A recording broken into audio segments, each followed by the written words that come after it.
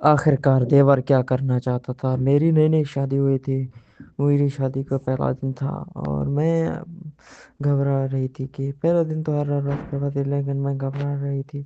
और जब सुबह हुई तो मैं अपने देवर के कमरे में गई और वहाँ पहुँची तो देवर ने मुझे उल्टा ही वहाँ पर अपने पास बुलाया और मैं देवर के कमरे में कपड़े लेने गई तो मेरे पति के वहाँ पर कपड़े पड़े हुए थे। मैं उस कपड़े लेने गई और वहाँ पहुँची तो मेरे देवर ने मुझे उल्टा लिटा दिया और कहने लगा, और वो उसने मुझे होंठों से चूसना शुरू किया और मुझे उल्टा लिटा दिया और आहिस्ता आहिस्ता करता रहा, लेकिन मैं उसके साथ पड़ी रही।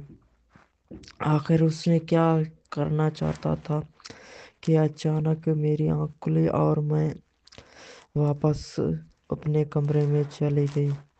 जब रात का टाइम हुआ तो मेरे देवर ने फिर मुझे एक बार कहा। जब रात के 3 बज गए तो मैं पेशाब के बहाने में वॉशरूम जा रही थी और जो कि वॉशरूम के करीब ही मेरे देवर का कमरा है और वहाँ पर उसने मुझे बुला लिया। जब मैं वहाँ पहुँची तो उसने अपने बेड में बुला लिया और उसने सबसे पहले मेरी पाँव से लेकर होंठों तक उसने जुसाई की और मुझे उल्टा लिटा दिया और मुझे करता रहा और सारी रात उसने मुझे किया करता रहा। सुबह हुई तो मैं अस्पताल में पड़ी हुई थी। अस्तगफिरुल्लाह। जब अस्पताल में पहुंची तो वहाँ मैं और मेरा देवर मेरे साथ था और वो वजह पूछी तो डॉक्टर ने कहा आपका ब्लड प्रेशर हाई होने की वजह से आपकी तबीयत बहुत ख़राब हो गई है। और मेरा पति बाहर खड़ा हुआ था।